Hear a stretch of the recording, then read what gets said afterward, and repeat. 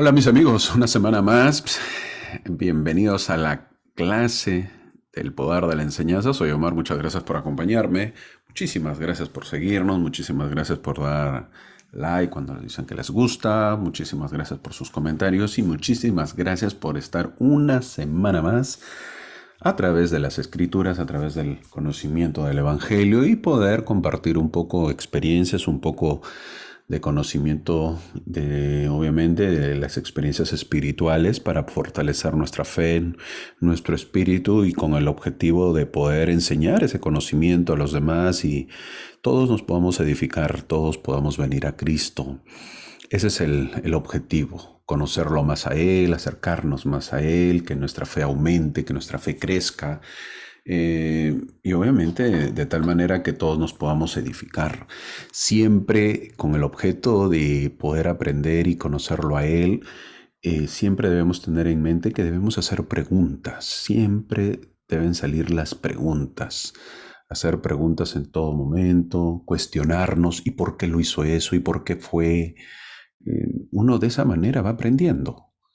Y cuando lo hace, de repente queda en ridículo la pregunta. Sin embargo, va a haber alguien, un hermano, una hermana, que esté en la clase o que esté, con quien estemos hablando, que nos den otra perspectiva, otra idea, otro punto de vista o de repente algo más. Y de esa manera uno se fortalece. Así que estamos en el mes ya de marzo, el tercer mes del año, ya entramos al tercer mes. Así se va avanzando el Evangelio, así se va avanzando las clases. Seguimos con el manual todo este año de Ven, sígueme del Nuevo Testamento. Hoy día vamos a ver a Mateo, Marcos y Lucas. Mateo 8, Marcos capítulo 2 al 4 y Lucas capítulo 7. Así que si tienen preguntas, siempre háganlas y obviamente vamos a tratar de responderlas. Gracias por siempre acompañarnos y a empezar la clase el día de hoy que tiene como título Tu fe te ha salvado. Un bonito título. El capítulo de hoy se titula Tu fe te ha salvado y esto lo encontramos en la historia de la mujer que le lava los pies a Jesús con sus lágrimas. Eso está en Lucas capítulo 7 versículo 50.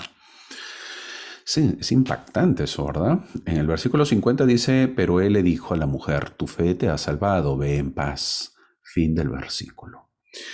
Una mujer que le lava los pies a Jesús con sus lágrimas. Imaginemos la cantidad que ha llorado esta mujer, ¿verdad? Para humedecer los pies. El día de hoy en la clase veremos muchas historias. Una de ellas es esta historia de esta mujer. Así que vamos a tener un tour con Jesús por varios lugares y con varias personas. Creo que hoy hay que trabajar mucho porque hoy Jesús nos presentará varios sucesos, historias de fe y esperanza como historias de mucho amor y arrepentimiento. Así que preparaos para el tour del día de hoy en la clase, que vamos a ver muchas historias y varios lugares. Empezamos con una historia que vemos en la diapositiva. A Jesús obviamente de espaldas, con un romano, un centurión.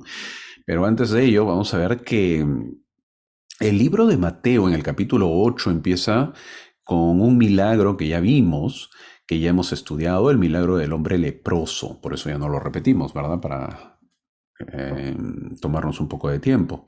Así que vamos a seguir avanzando y luego Mateo nos narra la historia de Jesús que sana al siervo de un centurión. Eso está en Mateo capítulo 7 del versículo 5 al 12. Sería bueno cuando yo hago mención, trato de leerlo algunos versículos nada más, pero espero que ustedes lo hagan en casa o al momento de escuchar este podcast o este video. De esa manera ustedes puedan corroborar o anotar o hacer sus apuntes. Okay. Por el tiempo no lo leo todo porque me tomaría más tiempo y el video se alargaría, que eso no es la idea. Esta misma historia que cuenta Mateo en el capítulo 7, el versículo del 5 al 12, la historia del centurión, esta misma historia está en Lucas también, en Lucas capítulo 7 del versículo 1 al 9, así que de repente vamos a ver los dos. La historia, bueno, de Mateo dice que vino a él un centurión, vino a Jesús un centurión. El centurión era obviamente un gentil, porque un centurión era un oficial del ejército romano, tal ahí como lo vemos con su vestimenta. La mayoría de los judíos bajo la ocupación romana sentían una razón para odiar a este centurión. A los centuriones no eran bien vistos dentro de los judíos, aunque este centurión vino a un maestro judío por ayuda. Él vino no por una razón egoísta, vino en nombre de su criado. Imagínense, o sea, del subalterno él viene. Es un gesto muy altruista que demuestra pues este centurión. Ese es el altruismo, ver por los demás, mi amor por los demás. Pensar en su criado, en su inferior en este caso, en su prójimo. Debemos tomar nota que cada vez que el Nuevo Testamento menciona un centurión, porque hay varias historias de ellos, hay por lo menos 7 centuriones, los presenta como hombres honorables y buenos. Es curioso, ¿eh? Es curioso esto, ¿verdad? Este centurión de la historia de Mateo tenía una actitud inusual hacia su esclavo. Bajo la ley romana tenemos que saber que un señor tenía el derecho de matar a su esclavo. Y eso se esperaba si el esclavo pues se enfermaba o hería, al punto ya pues de no poder trabajar más. Venía a ser una carga, entonces por lo tanto pues se le mataba. Este centurión busca una cura. Lo impresionante es que no le dice al Señor cómo o dónde debe hacerlo. En efecto, él no puede su petición, él no pone su petición en palabras, sino ruega él por este caso, por el caso de su siervo, y deja obviamente pues que la tristeza hable. A veces presentar un caso no es necesario decirlo. Dejemos que a veces se deja que la tristeza misma hable, que el que lo vea y sepa ya obviamente se va a entender. El libro de Lucas dice que el centurión envía unos ancianos para que hablen con Jesús, que interceda porque es digno de que le concedas esto, le dicen a Jesús. ¿Por qué era digno? Este centurión era digno, dicen, miren, o sea, eso lo dice Lucas. Lucas dice que él envía pues al centurión a alguien, a unos ancianos para que hablen con Jesús. ¿Y por qué? Y los ancianos van a hablar con Jesús porque lo consideraban digno al centurión. Interesante. Ahora, ¿y por qué lo consideraban digno este centurión? Porque decía, dice Lucas, porque ama a nuestra nación y nos ha edificado una sinagoga. Interesados, como siempre, pero era buena gente el centurión. Quería llevarse bien con los judíos. Él ama a nuestra nación y nos construyó una sinagoga. Dice, mira lo buen tipo que es. ¿No crees que es digno de una bendición? Prácticamente le dicen los ancianos a Jesús. Así era el centurión, un hombre que los judíos por lo menos lo querían, pues, ¿no? Y no lo odiaban. Jesús, entendiendo que es un romano y que no puede dejar que siga avanzando más la fe de este hombre, le dice lo siguiente, yo iré y le sanaré. Fue la respuesta de Jesús al centurión. Ahora, Jesús no dudó en ir a la casa del centurión. Y todos nosotros pues hubiésemos deseado que el centurión se lo hubiera permitido. Se hubiese puesto bueno esto, ya que era totalmente en contra de la costumbre judía para un judío entrar en la casa, entrar en la casa pues de un gentil. Sin embargo, no estaba en contra de la ley de Dios. No se veía bien, pero no era un delito, no era un pecado. Así que eso era mal para los judíos. Se veía feo, se veía mal. Algunos decían que era pecado, pero eso no era un pecado, no era un delito. Pero hubiera sido interesante, ¿verdad? Ver cómo entra a la casa, qué es lo que sucede. Pero el centurión supo y reconoció el poder de Jesús. ¿Qué tal fe de este hombre? Ya empieza aquí a verse el poder que tiene este hombre. ¿Por qué? Porque él dijo lo siguiente, Señor, no soy digno de que entres bajo mi techo. La mayoría de los judíos creían que el hogar de un gentil no era digno de ellos. Y el centurión supuso que un gran rabino y maestro como Jesús, pues obviamente lo consideraría su hogar indigno. El centurión también mostró gran sensibilidad a Jesús. Él quería ahorrar a Jesús el juzgamiento de la gente al entrar o no en la casa de un gentil. Para que evitemos eso, ¿verdad? ¿Para qué prácticamente le dice el gentil? ¿Para qué nos vamos a exponer a esto? Él quería también evitar el tiempo. Quizás ya estaba agonizando su criado y el problema pues de viajar, de ir a un lugar a otro, ¿para qué te vas a cansar? Él no conocía lo suficiente a Jesús para saber que él no se sentiría raro en lo más mínimo. Eso no lo sabía el centurión. Pero su consideración de Jesús en esta situación fue impresionante. En su preocupación tanto por su siervo como por Jesús, ese centurión era una persona centrada en otros. Él no pensaba en él, sino en los demás. Es por ello que dice en el versículo 8, dice lo siguiente: solamente di la palabra y mi criado sanará. Fin del versículo. El centurión entendió completamente que el poder de sanidad de Jesús no era algún tipo de truco mágico que requería la presencia del mago. Como a veces uno pues dice, vas a hacer magia, a ver, ¿dónde está el mago? ¿Ah? Eso el centurión lo entendió completamente. No es necesario que esté el mago o que esté Jesús para sanarlo, que esté presente, sino que sabía que Jesús tenía verdadera autoridad y podía ordenar que las cosas fueran hechas y completadas fuera de su presencia inmediata. Es impresionante. El centurión mostró gran fe en la palabra de Jesús. Él entendió que Jesús puede sanar con su palabra tan fácil como con un toque. Para el centurión era lo mismo, pero no era lo mismo para los judíos, por ejemplo. Los judíos querían ver, querían estar presentes, querían verificar qué tales diferencias que puede haber en el pueblo de Dios. Será mucha incredulidad. ¿Puede Jesús hacer el milagro sin estar presente? Ahora nos hacemos la pregunta. ¿Le es más fácil estar presente o estar lejos a Dios, a Jesús, para hacer un milagro? Nosotros tenemos la respuesta y la respuesta es que la distancia no tiene nada que ver. No nos desviemos de ello. Si no, entonces, ¿por qué oramos si Jesús no está presente?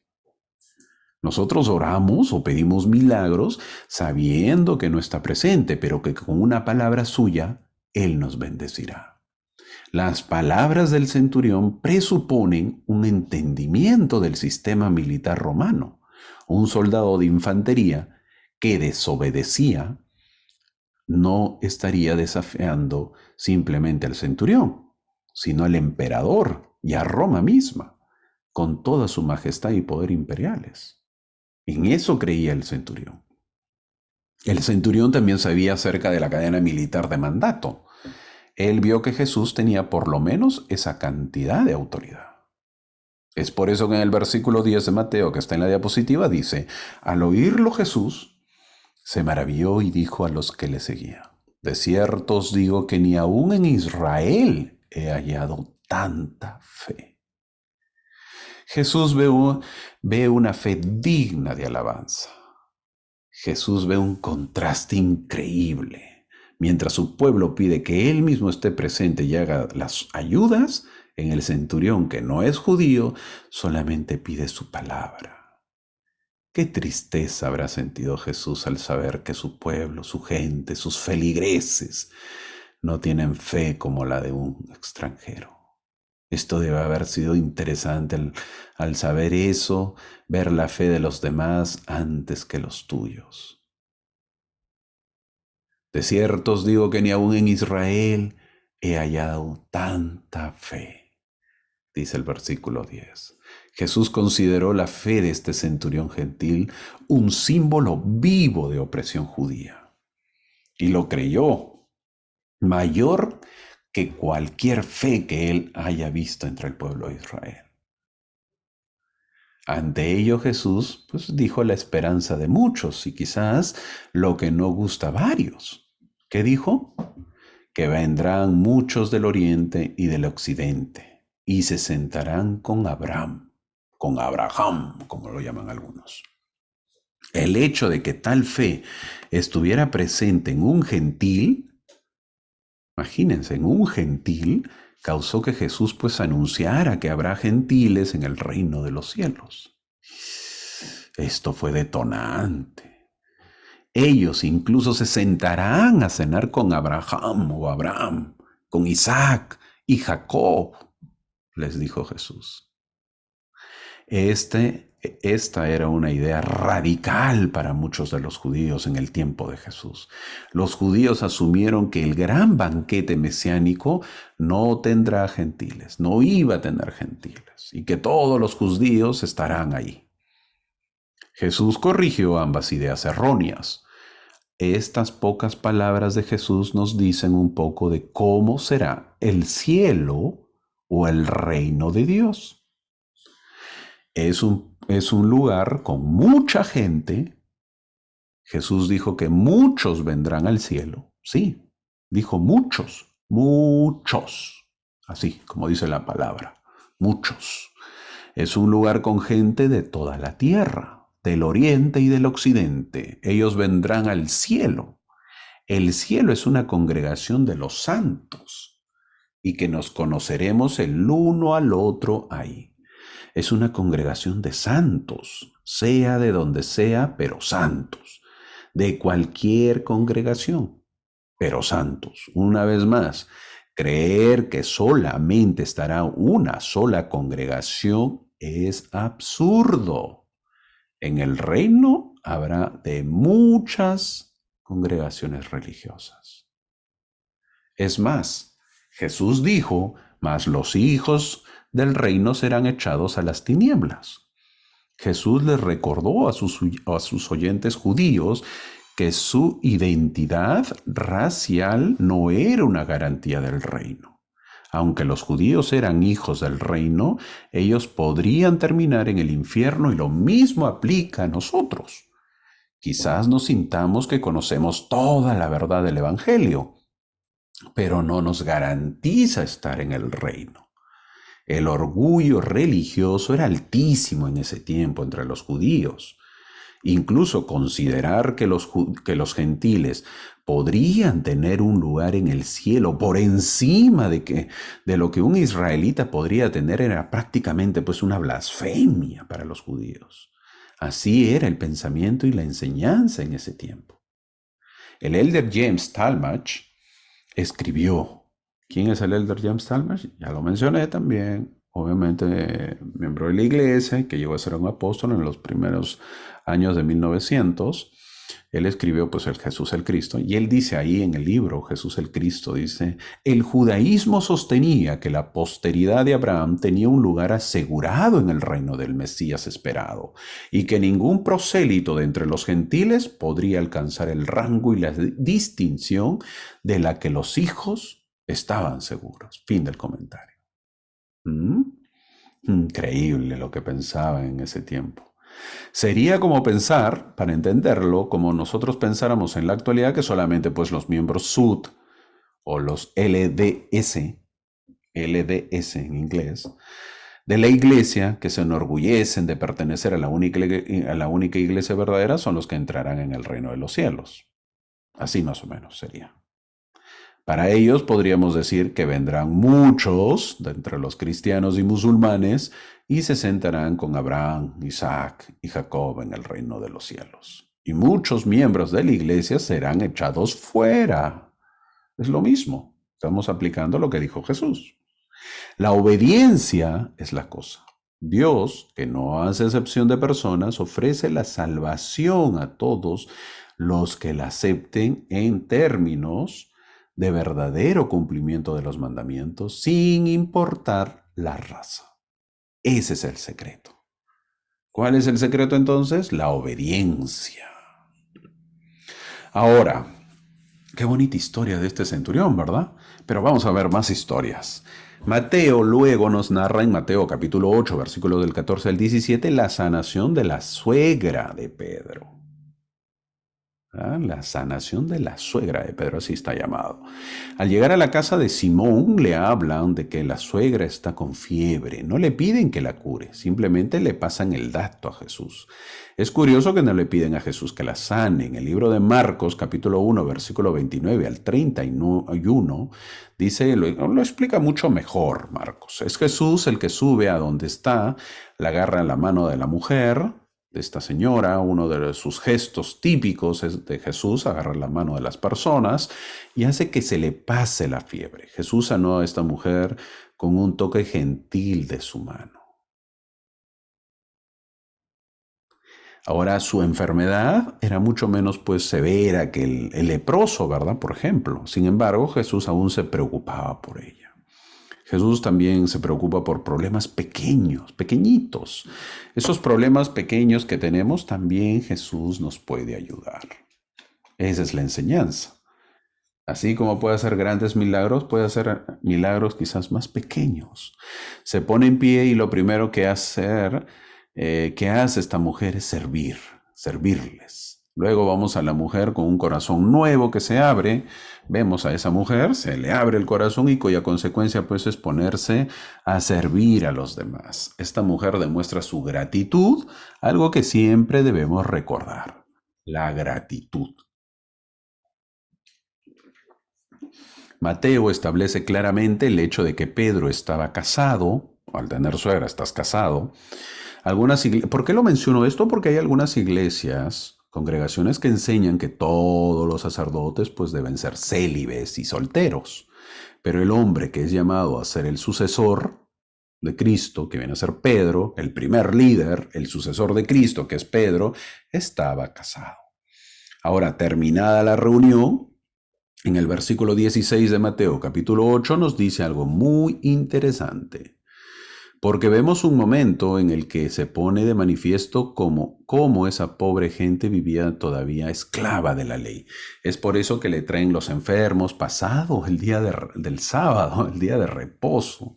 Es decir, le traen en la noche para no transgredir con el sábado. Jesús enseña que no ha venido solamente para los judíos, sino para muchos. En este versículo menciona que le trajeron muchos endemoniados, dice. Muchos endemoniados le traen a Jesús. En el tiempo del Señor en Judea abundan los endemoniados. ¿A qué se debe? ¿A qué se debe que había tanto endemoniado? Porque hay varios milagros que ya lo vamos a ver en las próximas clases también. Primero, porque ellos estaban avanzados hasta el punto más alto de maldad, de la maldad. Estaban muy, muy avanzaditos, se puede decir. Segundo, porque ellos estaban fuertemente adictos a la brujería, invitaban a espíritus malos a familiarizarse con ellos. Cuando un lugar practica la brujería, este es el resultado, que haya endemoniados. Así era ese lugar. En estos versículos nos vemos que en estos versículos nos menciona que Jesús sana a esta gente y obviamente que la gente pues se queda impresionada. Tanto así que en el versículo 19 dice que vino un escriba y le dijo, Maestro, te seguiré a donde quiera que vayas. Fin del versículo. Con los milagros realizados por Jesús, seguirlo podría parecer más glamoroso de lo que en realidad fue. Jesús quizás recibió muchas ofertas espontáneas como esta. Este escriba seguro pensó, ahora soy un escriba, si me uno a esa compañía seré un líder, si todos son pescadores van a necesitar de un líder. Jesús no le dijo al hombre, no puedes seguirme, sino le dijo la verdad, pues obviamente la verdad. ¿Cuál era la verdad? Sin poner una versión glamorosa de cómo era seguirle. Jesús quería que el hombre supiera cómo sería en realidad. Él mantendría a sus seguidores en movimiento, estaba trabajando y estaba capacitando. Luego se le acerca otro discípulo y le dice, Señor, permíteme que vaya primero y entierre a mi padre. Algunas versiones dicen que en realidad este hombre no pidió permiso para cavar una tumba para su difunto padre. Él quería permanecer en la casa de su padre y cuidar de él hasta que el padre muriera. Esto era obviamente pues un periodo indefinido de tiempo que podría dilatar más y más. Si el escriba fue muy rápido para prometer, este discípulo fue muy lento en la ejecución. Vemos los dos discípulos opuestos. Jesús le dijo en el versículo 22, sígueme, deja que los muertos entierren a sus muertos. Fin del versículo. Algunos dicen que debió llevar la palabra espirituales. Es decir, que debió decir, sígueme, deja que los muertos espirituales entierren a los muertos, porque yo soy primero, porque yo soy vida, porque yo soy resurrección. Si bien sería manifiestamente poco filial que un hijo pues se ausentara del funeral de su padre en condiciones ordinarias, sin embargo, si ese hijo hubiera sido apartado para servir de importancia que trasciende todas las obligaciones personales y familiares, su deber ministerial tendría por derecho prioridad. Ministerial. Los deberes del ministerio en el reino pertenecían a la vida espiritual. Uno dedicado a ello bien podría permitir que aquellos que fueron negligentes en las cosas espirituales estaban espiritualmente muertos. Ahora Jesús solicitó que el hombre lo siguiera ahora y claramente estableció el principio de las obligaciones familiares o cualquier otra de obligación. No debe ponerse por delante de seguir a Jesús. Jesús debe ser lo primero. El reino es primero. ¿Cuál eliges?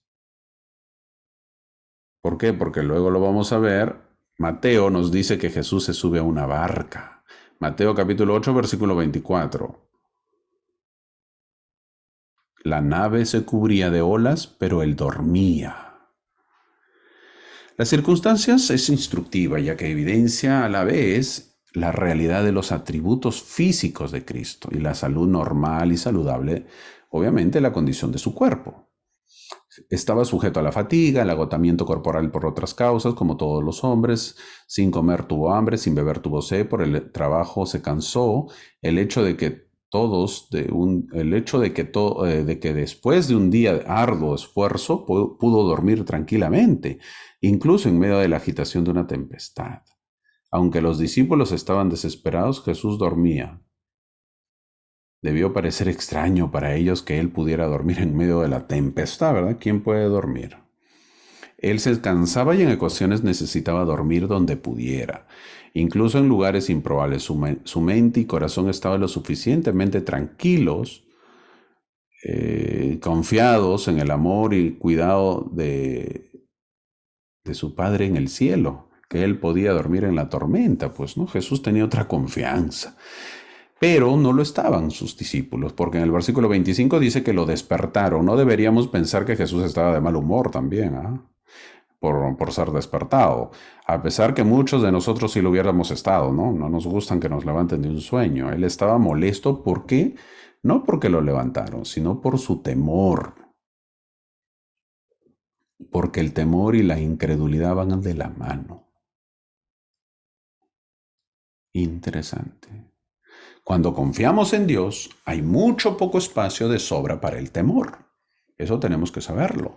Él les dijo en el versículo 26 que está en la diapositiva, ¿por qué teméis, hombres de poca fe? Entonces levantándose reprendió a los vientos y al mar y se hizo grande bonanza. Jesús no solamente calmó el viento y el mar, él reprendió a los vientos y al mar. Es decir, pareciese que hasta los vientos y al mar los reprendió no solamente a sus discípulos, a los discípulos. Algunos han supuesto que la tormenta era probablemente provocada por Satanás. Algunos, ¿verdad? Algunos piensan eso. Provocada, piensan que fue provocada por Satanás. Y la pregunta es, ¿habrá sido provocado o no? Habrá sido provocado. El príncipe de la potestad del aire, pues, ¿no? Quien teniendo al autor y a todos los predicadores del evangelio en una nave pequeña, pensó que, pues, había que ahogarla. Iba a derrotar los propósitos de Dios de esa manera, Satanás, y por lo tanto prevenir la salvación de un mundo arruinado. Qué oportunidad tan noble debió haber parecido para el enemigo de la raza humana, ¿verdad? Sin saber que Jesús había venido para cumplir el gran propósito de Dios, salvar a la humanidad. Y sus discípulos Los discípulos de Jesús quedaron sorprendidos al ver cómo la naturaleza se sometía a Jesús. Los discípulos supieron que Jesús era un hombre y que también era un Dios. También pensaron que era un Dios. Ahora, el capítulo 8 de Mateo termina narrando que Jesús llega a Gadara. Gadara o... Sí, pues así se pronuncia, ¿no? Gadara o Gadara. La tierra de los Gadarenos. Ahora, esto lo vemos en Mateo capítulo 8, versículo 28 al 34, también en Marcos capítulo 5 del 1 al 20 y en Lucas capítulo 8 del 26 al 39. Se repiten estas tres historias, estos tres evangelistas pueden hablar de ello, de esta historia. ¿Dónde queda Gadara? Como vemos en la imagen de la diapositiva, al sur del mar de Galilea.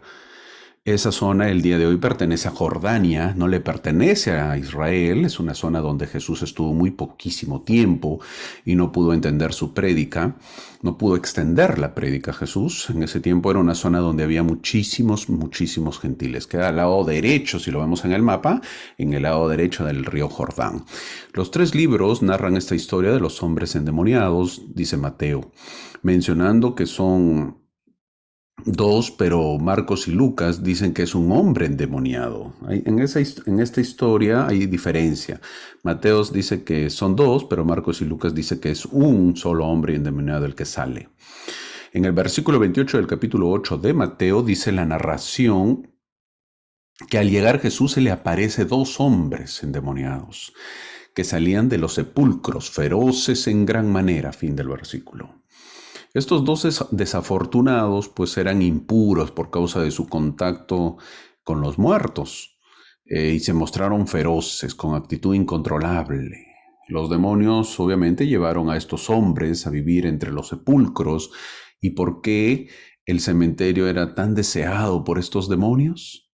¿Por qué? Porque los cementerios y los muertos eran terriblemente impuros y ofensivos para el pueblo judío, porque los demonios pues amaban la muerte, porque no era un lugar apropiado para vivir para los hombres, porque hacía a los hombres atemorizantes a los otros, pues les daba miedo, porque eso alentaba la superstición en otros, que el cementerio pues tenía poder, el poder oculto, el poder de dominar lo terrestre.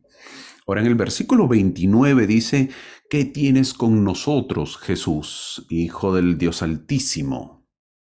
Fin del versículo. Irónicamente, mientras los discípulos todavía están tratando de comprender la misión y el estilo de Jesús de Nazaret, mientras los discípulos lo están conociendo a Jesús, los demonios inmediatamente saben y entienden quién es Él. Sin embargo, antes de continuar con la discusión de este interesante milagro, considere por un momento pues lo difícil que sería entender esta historia sin un conocimiento claro de la vida premortal y el concilio de los cielos. Ahora, esto es un gran problema para los que no tienen conocimiento o comprensión de la misión premortal de Cristo o que Él existió antes de nacer de María. Si no sabes eso, entonces viene la pregunta: ¿por qué los demonios le hablan a Jesús como si lo conocieran? ¿De dónde vinieron o salieron los demonios? ¿Dónde fue eso? ¿Dónde lo conocieron? ¿Por qué le hablan como si deseasen un cuerpo? ¿Incluso el cuerpo de un cerdo? ¿Qué va a pasar con Satanás y sus ángeles en el juicio final? Esas preguntas nosotros lo sabemos, nosotros lo conocemos. Gracias al Evangelio lo conocemos y podemos saber lo que está sucediendo. La pregunta, ¿qué tienes con nosotros? Los demonios, atormentando a estos pobres hombres, querían ser dejados solos. Ellos no querían que Jesús interfiriera con su terrible trabajo. Los demonios sabían quién era Jesús, incluso si los discípulos no lo sabían. El elder Bruce R. McConkie hace un comentario de esto, que lo vemos y dice, dijo el elder McConkie, La verdadera identidad de nuestro Señor es conocida por los espíritus inmundos. Los hombres mortales pueden profesar no saber de su divinidad, pero no hay duda en las mentes de los demonios en el infierno. Lo recuerdan de su asociación preexistente. Saben que era predestinado para ser el Redentor, que nació en el mundo como el linaje literal del Padre y que su proceder, al oponerse a él, es una rebelión abierta contra la deidad. Fin del comentario que dijo el elder Bruce R. McConkie. Ahora, volviendo a la historia, en ese tiempo existía la antigua superstición de que tú tienes un poder espiritual sobre otro si sabías o decías su nombre exacto. Esto es porque los espíritus inmundos se dirigen a Jesús con su título completo. Jesús, Hijo del Dios Altísimo, le dice. Estos espíritus demoníacos estaban diciendo a todos, yo te conozco, yo sé quién eres. Al escuchar esto, la gente entendería que estos espíritus tenían más poder que Jesús, y eso no era verdad. Es por ello que Jesús los reprende. Es por eso que Jesús dijo, no todo el que me dice Señor, Señor, entrará en el reino de los cielos. Eso lo dice Mateo capítulo 7, versículo 21. Estos espíritus tenían fe y conocimiento de Jesús muchísimo más grande que los discípulos. Pero esa clase de fe y conocimiento no era la correcta. El mismo versículo 29 nos dice, ¿has venido acá para atormentarnos antes de tiempo? Estos demonios viven en el temor de Cristo y su poder. Curiosamente, conocen su futuro tan bien como recuerdan su pasado. Están preocupados por un tormento señalado en un tiempo señalado. Lo más probable es que se estuvieran refiriendo al juicio final cuando el diablo y sus ángeles sean desechados para siempre y serán atormentados. Según lo que vemos en esta parte de la narración, podemos hacer la comparación de Mateo capítulo 8, versículo 27, que es dicho por los discípulos, que dice, como está en la diapositiva, y los hombres se maravillaron diciendo, ¿qué hombre es este que aún a los vientos y al mar le obedecen? Ahora en Mateo capítulo 8, versículo 29, dice, y clamaron diciendo, ¿qué tienes con nosotros, Jesús, Hijo de Dios? ¿Has venido acá para atormentarnos antes de tiempo? Veamos la diferencia. Los hombres, en el Mateo capítulo 8, versículo 27, que está de rojo, le dicen, ¿qué? Ellos al ver pues el milagro que hace Jesús, dicen, ¿qué hombre es este? En cambio, los demonios que lo ven a Jesús, en Mateo capítulo 8, versículo 29, dicen, Jesús, Hijo de Dios. Inmediatamente lo reconocen. ¿Vemos la comparación? La gente duda todavía. ¿Qué hombre es este? ¿Qué pasa? ¿Por qué hace estos milagros? Los demonios inmediatamente lo reconocen. Jesús, Hijo de Dios. El ser humano duda, siempre duda, por más que vea milagros, por más que anden con el mismo Jesús, mientras los demonios saben quién es, no hay olvido, saben muy bien a quién se enfrentan. No han visto ni un milagro y testifican de Jesús.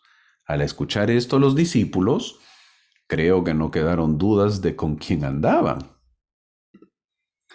El libro de Marcos nos dice que el hombre tenía una fuerza sobrenatural, este hombre que andaba así. Las cadenas habían sido hechas pedazos, dice Marcos. Un hombre que vivía una vida triste, lastimosamente, lastimándose él mismo. Vivía en el cementerio a solas y siendo el mismo rebelde. Estos demonios le dijeron a Jesús en el versículo 29, ¿has venido acá para atormentarnos antes del tiempo? Estos demonios sabían tanto de su destino inmediato, ser echados fuera, y su destino final, sufrir atormentados eternamente. Ellos querían la libertad para hacer tanto daño como pudieran antes de tiempo. su destino de tormento. Al saber que serían expulsados de esos cuerpos prestados, vieron un hato. ¿Qué es un hato? Un conjunto de muchos cerdos. No olvidemos que tanto judíos como gentiles poblaron la región de Galilea. Así que este pudo haber sido un hato de cerdos, un conjunto de cerdos propiedad de los gentiles. ¿Por qué los cerdos eran impuros para los judíos? Estos animales no deberían estar ahí, incluso si un gentil era el dueño. En Mateo capítulo 8, versículo 31 dice, si nos echas fuera, permítenos ir a ese hato de cerdos. José Smith nos dice algo que no valoramos mucho, algo que deberíamos valorar y que debemos dar gracias. El profeta José Smith dijo lo siguiente, el gran principio de la felicidad consiste en tener un cuerpo. El diablo no tiene cuerpo y aquí está su castigo.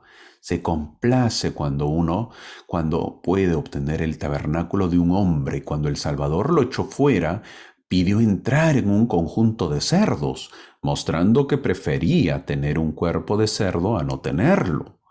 Todos los seres que tienen cuerpo tienen poder sobre los que no lo tienen. El diablo no tiene poder sobre nosotros, solo en la medida en que se lo permitimos, en el momento en que nos rebelamos en todo lo que viene de Dios. El diablo toma poder. El diablo está sin tabernáculo y el Señor no ha puesto límites a todos los espíritus. De ahí viene el dicho, tú, hijo de David, ¿por qué has venido a atormentarnos antes de tiempo? Jesús le mandó que saliera del hombre y el diablo le rogó que entrara en un hato de cerdos que había cerca, porque el diablo sabía que esa gente era codiciosa y que si podía matar a sus cerdos, si lo mataban a sus cerdos, echarían a Jesús de allí, de sus costas, y entonces tendrían suficientes tabernáculos. Jesús le permitió entrar en los cerdos. Los espíritus inicuos, continúa José Smith, dice, los espíritus inicuos tienen sus límites y leyes por las cuales son gobernados o controlados y conocen su destino futuro. La grandeza de su castigo es que no tendrán tabernáculo. Este es su castigo. Así que el diablo piensa frustrar el decreto de Dios subiendo y bajando por la tierra buscando a quien destruir. A cualquier persona que pueda encontrar que cederá a él. Lo atará y lo tomará posesión del cuerpo y reinará allí, gloriándose poderosamente en él, sin pensar que tenía un tabernáculo robado.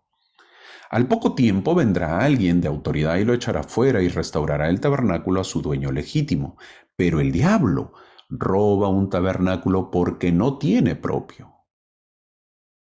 Cuando Lucifer fue arrojado del cielo, el decreto fue que él no debería obtener un tabernáculo, ni los que estaban con él, sino que irían a la tierra expuestos a la ira de los elementos, desnudos y descubiertos. Pero muchas veces se aferra a hombres, amarra sus espíritus, entra en sus habitaciones, se ríe del decreto de Dios y se regocija porque tiene una casa para hablar.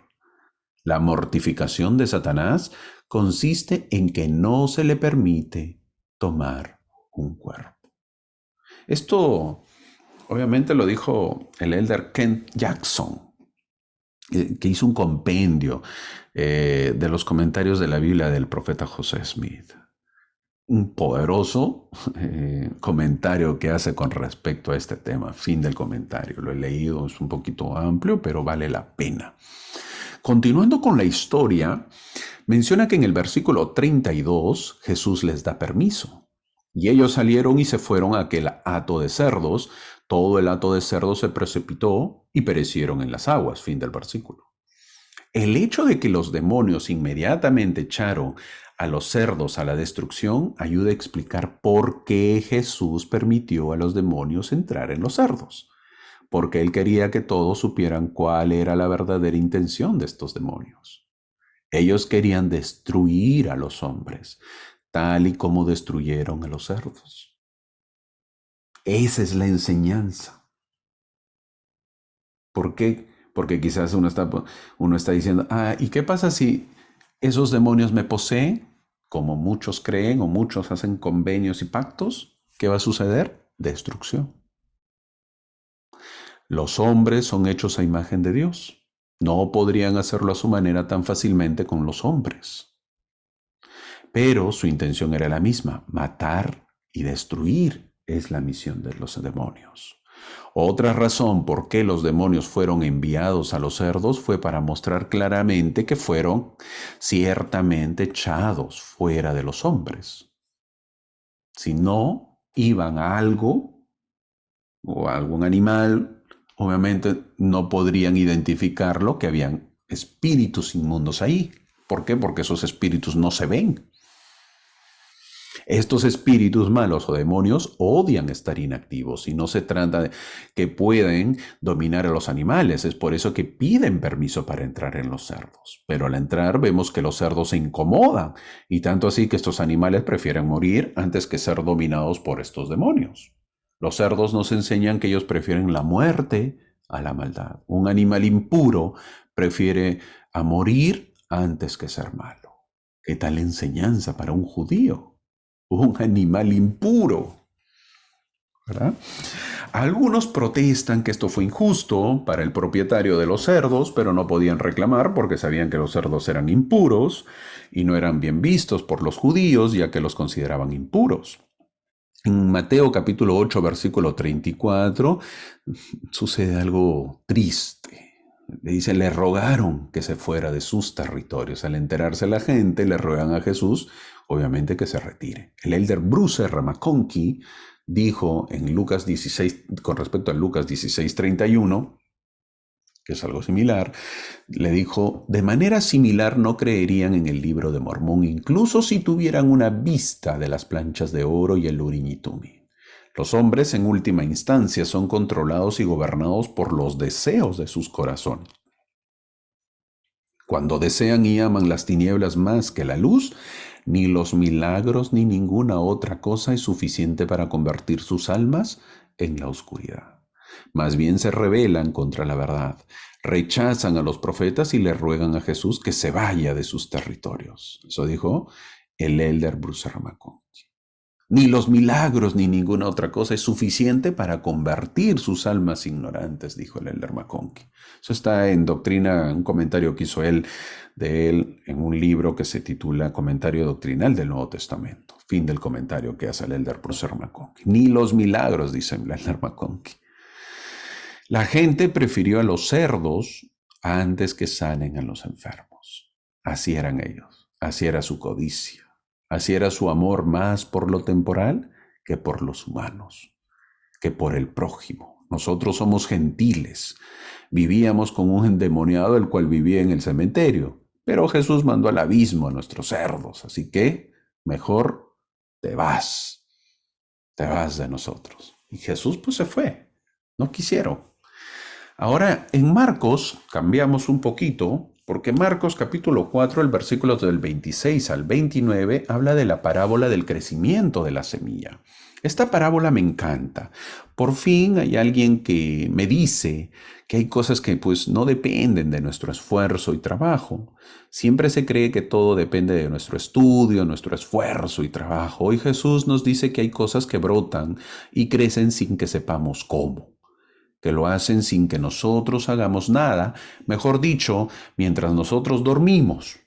Lo que se nos dice es que la vida tiene una fuerza en sí misma que no depende de nosotros. Sí, se nos dice que las semillas que sembramos crecen por su misma fuerza interna, aunque nosotros estemos dormidos, que Dios mismo va creciendo dentro de nosotros. Por más que nosotros no sepamos cómo, o a veces lo vemos en nuestros niños que le enseñamos de a pocos y luego vemos que ya se tienen que ir a la misión o tienen que hacer su vida personal. Sin darnos cuenta, crecieron. Eso sucede cuando sembramos una semilla de alguna planta. Esperamos que crezca y nosotros no hacemos nada. ¿No se han dado cuenta de que cómo los hijos crecen sin que nos lo notemos? Se nota al año cuando ya la ropa le queda corta, cuando los zapatos ya no le sirven. Jesús nos está hablando del reino de Dios, nos está hablando de la gracia de Dios, nos está hablando de Dios en nosotros. A nosotros nos toca sembrar. como las semillas, sembrar semillas de verdad, de vida, de honestidad, de sinceridad, de santidad. Luego el Evangelio mismo tiene su fuerza interna que va creciendo en nosotros, aún sin que sepamos nosotros cómo. Es decir, el Evangelio nos impone, se siembra.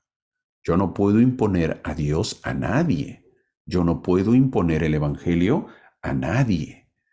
Yo no puedo imponer la santidad a nadie. Debemos tener la vocación de Jesús. Su vocación fue sembrar. Sembró vida, sembró salud, sembró el reino de Dios, sembró la iglesia. Pasó por la vida sembrando semillas de Dios y del Evangelio, y los frutos ya los tenemos, ya los estamos viendo. Jesús no fue de los que impuso sus ideas, sino que las sembró. Jesús no fue de los que impuso su Evangelio, lo sembró. Jesús no fue de los que impuso nada por la fuerza. Ya lo vimos en la historia anterior del pueblo de Gadara. Jesús llega a salvar. Se encuentra con un endemoniado, lo sana, se van los espíritus malos, se van a los cerdos. ¿Qué dice la gente? No, no entres en mi ciudad. ¿Qué hace Jesús? Pues se va. ¿No desea? ¿Qué hago? Llegamos al capítulo 7 de Lucas, avanzando, y veremos cómo Jesús resucita al hijo de la viuda de Naín. Naín. Durante la época de Jesús, este asentamiento era pequeño y relativamente pobre, y así ha permanecido desde entonces. Para saber en qué lugares estamos hablando, Naín está tal como vemos en el círculo rojo en la imagen izquierda, cerca, obviamente, a Samaria. Ahí está Naín, es un pueblo pequeño, en algunos momentos de su historia ese pueblo pues tenía nada más que 34 casas y solamente 189 personas. Hoy en día es el hogar de aproximadamente 1.500 habitantes. Es pequeño también, es un lugar muy bonito, es como un valle, tal como vemos a la derecha. Un lugar agradable para poder vivir. En Lucas, viendo la historia, en Lucas capítulo 7, versículos del 11 al 17, dice que Jesús resucita al hijo de la viuda de Naín. Llega Jesús a Naín para resucitar el hijo de una viuda. Obviamente, mencionan viuda, quiere decir que no tiene esposo. Imagínense, su único hijo muere. Esa mujer se queda destrozada de la vida, prácticamente. Y en miseria, que ahorita lo vamos a ver. Jesús es de los que en cada esquina se encuentra con el dolor humano. Se ve que tiene un olfato pues muy especial para saber dónde alguien sufre. En este caso lo encontramos en Naín, un pueblito muy chiquito. Jesús llega ahí, obviamente con su olfato de buen Salvador. Y ojo que ese olfato no lo ha perdido. Todavía sigue con ese olfato, siempre está presente en aquellos que sufren, en aquellos que sufrimos, en aquellos que lo necesitan, en aquellos que lo necesitamos. Involucrémonos en ello. Y qué curioso, en ese momento llevaban a enterrar a un joven, hijo único. Y lógico, pues la madre que se va en lágrimas por tan dolorosa pérdida. Y Jesús no se queda mirando, lo primero que hace es acercarse a la madre, porque sintió compasión por ella y como siempre Jesús siempre anuncia la esperanza. Es que Dios no nos quiere ver sufrir. Menciono esto porque muchas veces culpamos a Dios de todas las desgracias. Lo primero que le dice, consolándola, es en el versículo 13, mujer, no llores. Pero Jesús no es de los que todo lo arregla con bonitas palabras solamente, sino que se acerca al féretro y los que lo llevan se detienen. Jesús con todo cariño le dice en el versículo 14, joven, a ti te lo digo, levántate. Y se lo entregó a su madre. Fin del versículo. ¿Qué aprendemos de esta historia? Muchísimo. Debemos aprender a mirar y saber ver quién sufre a nuestro lado. No pasemos de largo. También debemos recordar, prójimo es aquel que te necesita y tú puedes ayudarle. No olvidemos también que las lágrimas de las mujeres recorren muchas veces más que las de los hombres, y es por su condición de mujer en este mundo. ¿Verdad que hay mucha enseñanza en esta historia? Eso es lo maravilloso del Evangelio. Dice poco, pero dice demasiado. No podemos pasar por la vida con los ojos vendados para no ver. Jesús nos enseña que no debemos pasar de largo ante el dolor que vemos. El sufrimiento está allí, bien visible. Lo vemos, pero no nos detenemos a mirarlo. Todos vamos con demasiadas prisas pendientes del reloj y no tenemos tiempo para detenernos ante los que en las veredas están sufriendo. En Lucas capítulo 7 versículo 14 dice, y el que había muerto se incorporó y comenzó a hablar y se lo entregó a su madre. El elder Bruce R. McConkie dijo, ¿y no es este primer ejemplo conocido de llamar a los mortales de la muerte a la vida por Jesús, sino un tipo y una sombra, una semejanza enviada del cielo de lo que este mismo Jesús hará por todo su pueblo en un tiempo señalado? Hace esa pregunta el elder McConkie. Y sigue, ¿no dirá él a todos, salid de vuestras tumbas, levantaos de vuestros féretros, vivid de nuevo, esta vez en gloriosa inmortalidad para no sufrir nunca más los dolores de la muerte? ¿Y no integrará entonces a los justos a los brazos de sus madres y padres y seres queridos? Fin del comentario. El elder McConkie nos hace acordar o nos dice en este comentario, Jesús no hará lo mismo en el momento de la resurrección. No levantará a todos, no nos levantará a todos y resucitaremos y nuestros espíritus vendrán y recogerán esos cuerpos y nos uniremos juntos otra vez con carne, con cuerpo. Esto es lo que sucedería. Jesús cuando se encuentra con alguien que sufre, se detiene, para el reloj y siente que su corazón se le conmueve. Todo esto demuestra su sensibilidad y ternura por los que sufren. Demuestra un corazón bien tierno, súper tierno. Jesús es amor. Dios nos quiere ver felices cuando somos felices, Dios también es feliz. Sin embargo, es bastante frecuente culparle a Dios de lo que nos pasa, culparle de nuestros sufrimientos, incluso de lo que se nos haya muerto un ser querido. Deberíamos tener cuidado en esto. Dios no manda el sufrimiento a nadie, solo que tenemos metida la idea de que Dios a los buenos les tiene que evitar todo sufrimiento. Ni Dios hace sufrir a los malos, ni priva del sufrimiento a los buenos. Entonces nos preguntamos, ¿quién es nuestro prójimo? Es cualquiera que tiene necesidad y podemos ayudarle. Es decir, prójimo nuestro es cualquiera o, lo que es lo mismo, todos los que están necesitados y que puedo ayudar. No distingue buenos y malos, cercanos o lejanos, blancos o negros, conocidos o desconocidos. Cualquiera, es decir, todos. Es verdad que pasamos por un gran problema como es el engaño, el prójimo. El prójimo que nos engaña su necesidad y eso muchas veces nos hace perder la noción de querer ayudar. En esta historia pienso en la alegría de aquella pobre mujer, camino al cementerio. Ese camino que nadie quiere recorrer llevando un familiar. Y más si es un hijo. Y más si es mi único hijo. Pero Jesús le devuelve vivo a su hijo. La alegría debió de parecerse a la de cuando lo dio a luz, porque de nuevo volvía a ver a su hijo como recién engendrado. Solo una madre sabe lo que es recuperar un hijo que vuelve a revivir. Y esas son también las alegrías de Jesús. En eso nos ganan las mujeres. Ese día esa mujer también volvió a nacer. Una gran multitud que jamás olvidará y que se irá con ella a la tumba. Estoy seguro que Jesús debió tener cantidad de momentos en los que sintió un tremendo gozo viendo felices a los demás. Es que esa es la felicidad más pura. El hacer felices a los otros es para nosotros la mejor felicidad. No lo dudemos. ¿Quieres tener momentos lindos? Hagamos felices a los demás, pero una felicidad pura. Jesús le dice a la mujer, no llores, y creo que ese es el mensaje. No hacer llorar a nuestras mujeres.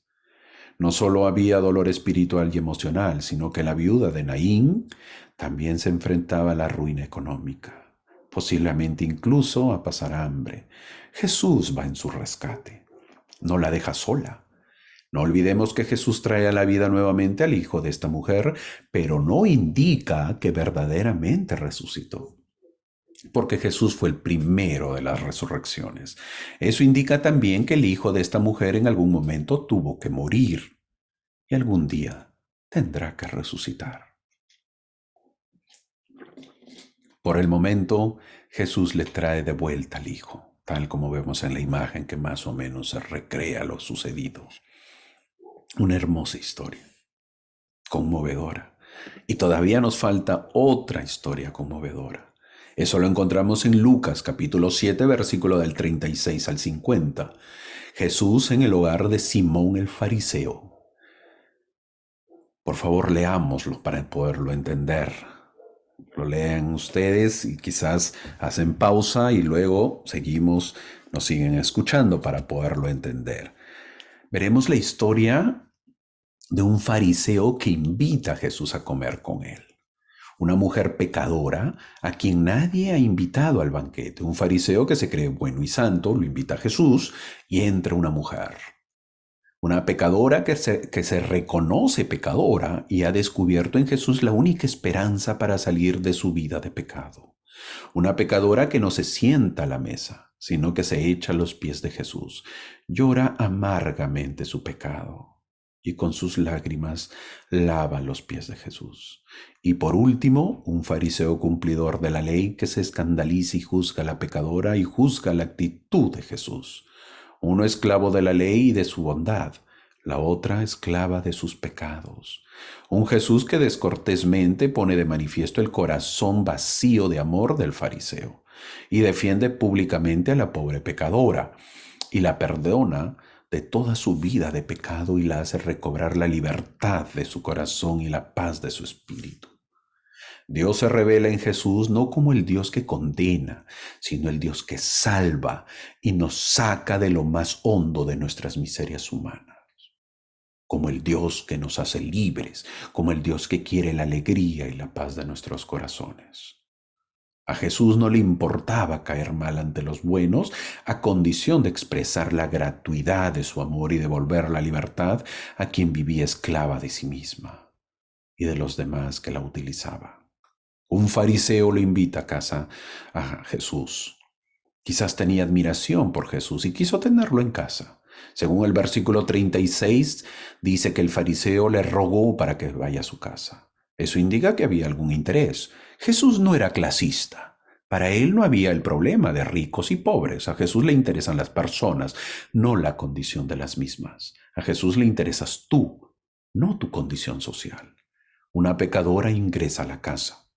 Posiblemente esta mujer le había escuchado hablar a Jesús en alguna de sus charlas en el pueblo y se sintió tocada por sus palabras. Posiblemente hacía tiempo que quería abandonar sus pecados y no veía cómo. Esta mujer encontró esperanza. Por fin se encontraba con alguien capaz de amarla y perdonarla. Por fin se encontraba con alguien capaz de abrirle caminos nuevos de esperanza en la vida. Esta mujer nos enseña que cuando uno ha descubierto que Dios nos ama, a pesar de nuestros pecados, no importa nada lo que piensen y digan los demás. Las ansias de vivir de esta mujer eran más fuertes que los miedos a los juicios de los demás. Exponerse ante los demás quedaba de lado. El libro de Lucas nos dice que las lágrimas de la mujer eran como otras tantas súplicas de perdón. Estas son las confesiones verdaderas, ser capaz de llorar amargamente buscando el perdón. Jesús quizás fue descortés con el fariseo, pero es la mejor lección a los que se creen buenos y se pasan la vida juzgando y criticando y condenando a los que ellos consideran malos. Siempre estamos al acecho de ver a los pecadores, pero veamos también con ojos de bondad. Jesús quiere revelarnos la gratuidad del amor de Dios para el que no existen fronteras. También quiere revalorizar a la mujer liberándola de sus esclavitudes. En el versículo 47 dice, por lo cual te digo que sus muchos pecados le son perdonados, porque amó mucho, mas aquel a quien se le perdona poco, poco ama. Fin del versículo. Cuando el arrepentimiento brota en tu corazón, es señal de que ya has sido tocado por Dios. Ya has sido tocado del amor y en el fondo ya sientes el perdón de Dios. Te sientes perdonado. Jesús comienza por dar cara con esta mujer. Comienza por tratarla con dignidad y respeto como persona, por encima de sus pecados. Antes que pecadora, esta mujer es una persona. Y esto es lo que nos cuesta a nosotros creer. El versículo 50 dice, pero él le dijo a la mujer, tu fe te ha salvado. Ve en paz. Fin del versículo. Ese es el título de la clase. ¿Qué le salvó a la mujer? Le salvó su amor y su fe. Esta mujer recuperó la fe en su dignidad. Esta fe es la que la puso en camino hacia Jesús. Al sentirse amada, volvió a creer en ella misma. Amigos y hermanos, todos llevamos una conciencia de pecadores, pero todos tenemos que llevar también una conciencia de que a pesar de todo, Dios nos ama. Todos tenemos que recuperar fe en nosotros mismos. Esa es la enseñanza. En esta clase llegamos al final, hemos aprendido en la historia con el centurión que vimos, haciendo un resumen de la clase, que Jesús no estaba impresionado con los patriotas y los constructores de sinagogas, por si acaso, ni favorece a los judíos sobre los gentiles. Lo que le impresiona al Salvador es la fe y la humildad de este hombre. En ese sentido, el centurión fue aún más impresionante. Hasta ese momento todavía no se había realizado ninguna curación sin contacto directo, ¿no? Sin contacto directo entre Jesús y el enfermo. Todo había sido contacto directo. No había precedentes de que Jesús realizara un milagro a larga distancia. Eso no le importó al centurión. Lo que le importaba era que no se sentía digno de tener a Jesús en su casa. Irónicamente, su fe y humildad lo hicieron más digno que los judíos, que los rodeaban, y su pedido fue concedido. Jesús escogió esta ocasión ideal para mostrar que su reino no estaba limitado a ninguna raza, no lo olvidemos, sino que su poder para salvación era para los justos y fieles de todas las naciones. Vamos a ver milagros. ¿Qué aprendemos? Que vamos a ver milagros en nosotros y en los demás, en el mundo entero. Y no por eso vamos a decir que no es correcto. Más bien tenemos que dar gloria a Dios por eso. Demostró Jesús que su poder se extendía a los gentiles y advirtió que sin fe y justicia, incluso los judíos perderían sus bendiciones. Lo mismo aplica para nosotros en la actualidad. Debemos tener fe, humildad y justicia. De esa manera el reino se irá abriendo para nosotros. Luego vimos la historia de cómo Jesús sana a un hombre endemoniado, tal como vemos en la imagen. Un hombre que no tenía el control de sí, un hombre donde había perdido todo el sentido de voluntad propia. ¿Ocurre esto? Obviamente que sí. Y es cuando nosotros le damos el control al enemigo para que nos use. No juguemos con las cosas del enemigo. Rechacemos todas las cosas oscuras o malignas. Los espíritus malos siempre están al acecho para poder poseernos. Quieren destruirnos. No nos quieren. Nos odian. La carne está sujeta a la tierra, a todo lo que es malo, pero nuestro espíritu debe ser el que mande y el que dirija nuestro cuerpo. Marcos también nos enseña la parábola de la semilla.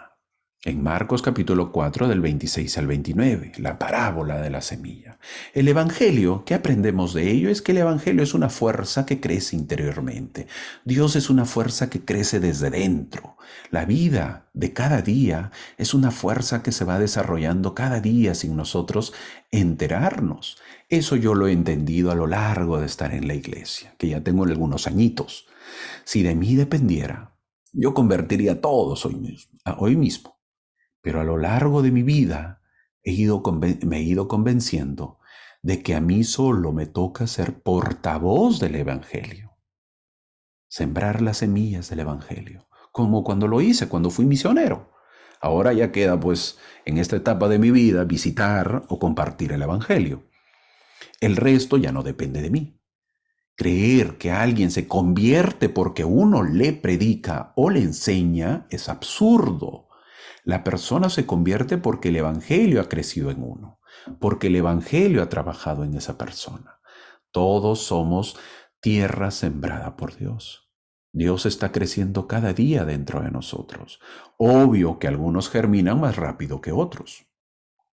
Al final del capítulo 7 de Lucas, hemos visto la historia de la viuda de Naín. Jesús sabía de esa pobre, olvidada e indigente viuda. Especialmente cuando nos sintamos olvidados, ignorados o insignificantes, debemos recordar, Jesús acudió a la viuda en un momento en que ella necesitaba ayuda, desesperadamente, y también acudirá en nuestra ayuda. De todos los milagros que hizo Jesús durante el tiempo que estuvo en la tierra, para mí hay pocos tan tiernos y compasivos como el de su ministración a la viuda de Naín. Nos recuerda que somos importantes para Él y que nunca se olvidará de nosotros. No podemos olvidar eso. Hoy en la historia de la viuda de Naín hemos visto mucho dolor que pasa por nuestro lado. ¿Seremos capaces de secar las lágrimas de muchos hoy, como lo hizo Jesús con la viuda? Y luego, para terminar, al final vimos la historia de cómo la mujer arrepentida no dice nada, pero hace mucho. Queridos amigos, queridos hermanos, ¿verdad que le tenemos miedo a Dios? ¿Verdad que cuando caemos víctimas del pecado sentimos vergüenza de acercarnos a Dios temiendo su reprimenda a veces?